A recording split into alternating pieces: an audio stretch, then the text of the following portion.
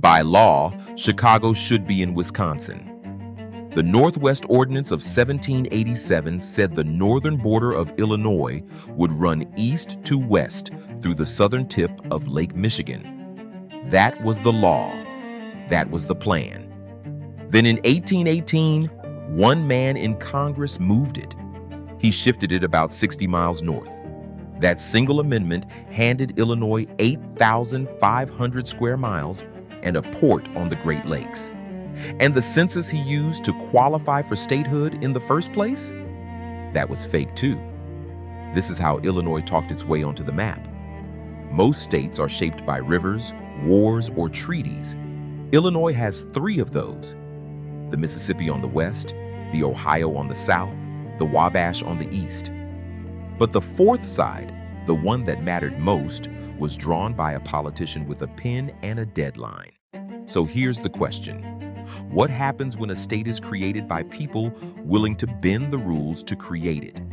You get the 21st state and 140 years of argument about what it actually stands for. Long before any of this, the land belonged to the Illinois Confederation, a group of Algonquian-speaking nations along the river valleys. Then in 1673, French explorers came down the Mississippi, and France claimed the whole interior of the continent. This became the Illinois country, not a colony of the English coast, a French province run from Quebec and later New Orleans. Kaskaskia was founded in 1703. Fort de Chartres went up nearby. French farmers grew wheat here and shipped it down the Mississippi to feed Louisiana. And this is where something starts that will matter for the next 120 years. The French brought enslaved people to Illinois in the 1720s. Slavery existed in this land under French law decades before an American ever governed it. Remember that. It becomes the whole problem later. In 1763, France lost the 7 Years' War and handed the region to Britain. Many French families left rather than live under British rule. Britain then told American colonists they could not settle west of the Appalachians. That order was ignored almost immediately. Illinois had now been claimed by 3 different powers. And it was about to be claimed by a 4th, by a militia colonel who took it in a single night without firing a shot. July 1778. The American Revolution is in its 3rd year. A Virginia militia officer named George Rogers Clark marches a small force overland and takes Kaskaskia. The British garrison surrenders without a fight. Virginia promptly declares the entire region a Virginia county. They call it Illinois County. So for a few years, Illinois was legally part of Virginia. Virginia gave it up in 1784, ceding its western claims to the new federal government. And in 1787, Congress passed the Northwest Ordinance. That ordinance did 2 things that shaped everything after. It set the rules for how territories become states. And Article 6 banned slavery north of the Ohio River, banned it on paper, because the ordinance did nothing about the people already held in bondage by French and American settlers who were already there. They stayed enslaved. Illinois then got passed down the administrative ladder, part of the Northwest Territory, then part of Indiana Territory in 1800, then its own territory on March 1st, 1809. Ninian Edwards became territorial governor. His territorial secretary was a Kentucky lawyer named Nathaniel Pope. Write that name down. Because within 9 years, Pope is going to do 2 things that decide what Illinois becomes, and neither of them is entirely honest. By 1816, Indiana is a state.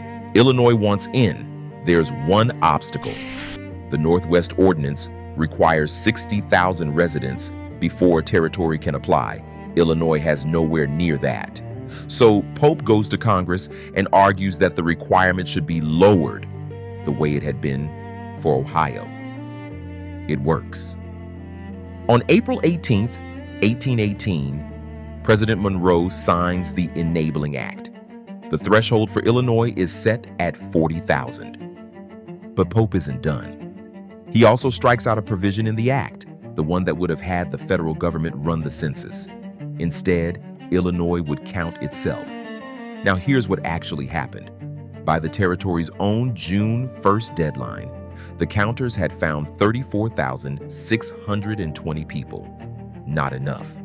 So they didn't close the count. They kept the returns open on the theory that more people would arrive later in the year. Counters recorded travelers passing through on their way further west as residents. Distant settlements got generous estimates. The final reported total, 40,258. 258 over the line. They kept the census open until the number was right. That is one way to do it. After statehood, the federal government issued its own report. Its estimate of the actual 1818 population of Illinois, about 34,600. Illinois was admitted having never met the requirement. And while the statehood bill was still in committee, Pope made his second move. He moved to replace the border description. Instead of the southern tip of Lake Michigan, the northern boundary would sit at north latitude 42 degrees, 30 minutes. About 60 miles further up, 8,500 square miles. Congress approved it. Wisconsin was not yet a territory and had nobody in the room to object. They would spend the next 30 years objecting anyway. On December 3rd, 1818, Illinois became the 21st state. What Pope had just bought was a port on the Great Lakes and the lead mines at Galena. In 1818, the port site had maybe a dozen buildings on it. Hold that thought. So, Illinois was a free state on paper. Now let's look at the paper. When Illinois became a state, roughly 900 people were held in slavery inside its borders.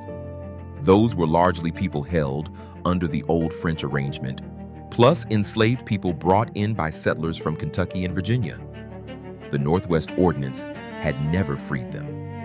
And the 1818 state constitution let existing indenture contracts stand, which created a workaround.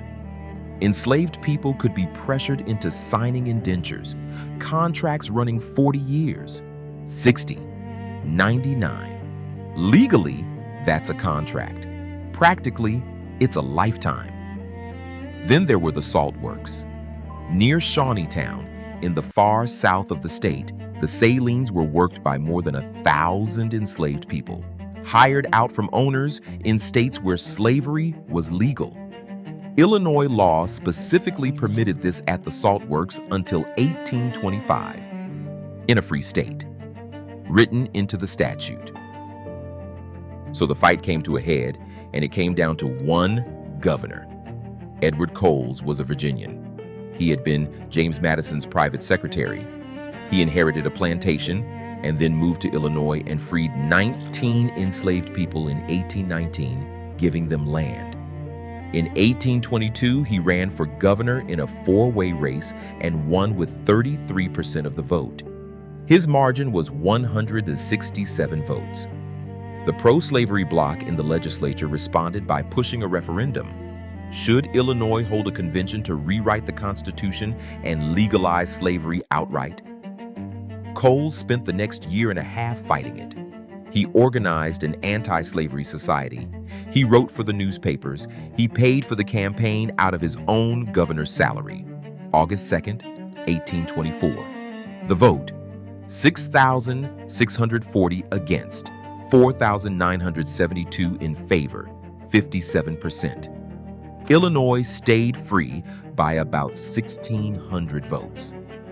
But indenture didn't end. That system kept running in southern Illinois right up to the Civil War. And meanwhile, 60 miles north of where the border should have been, something was starting to grow. Chicago incorporated as a city in 1837. Population, a few thousand. In 1848, the Illinois and Michigan Canal opened, connecting the Great Lakes to the Mississippi River system through Illinois. That was the whole point. That was what Pope had been buying in 1818. Then the railroads arrived and made Chicago the junction of the American interior. Grain from the prairie, lumber from the north, cattle from the west, all of it through one city that was never supposed to be in this state.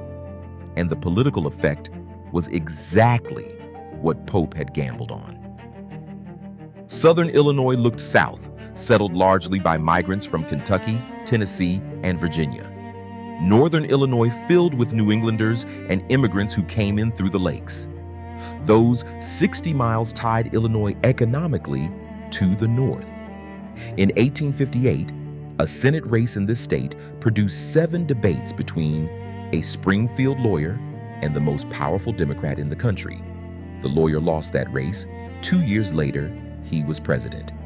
So what happens when a state is created by people willing to bend the rules? You get this. Illinois today has roughly 12.5 million people. Around 2/3 of them live in the metropolitan area that sits inside those 8,500 square miles Nathaniel Pope moved onto the map. The state's largest city, its economy, and most of its political weight all sit on land that the law of 1787 assigned somewhere else. Illinois didn't grow into its shape, it argued its way into it. Which one surprised you most? The census they kept open until the number worked, the 60 miles Congress just handed over, or the 1824 vote that came down to 1,600 ballots? Tell me below. And subscribe. Every episode, one state, the real version.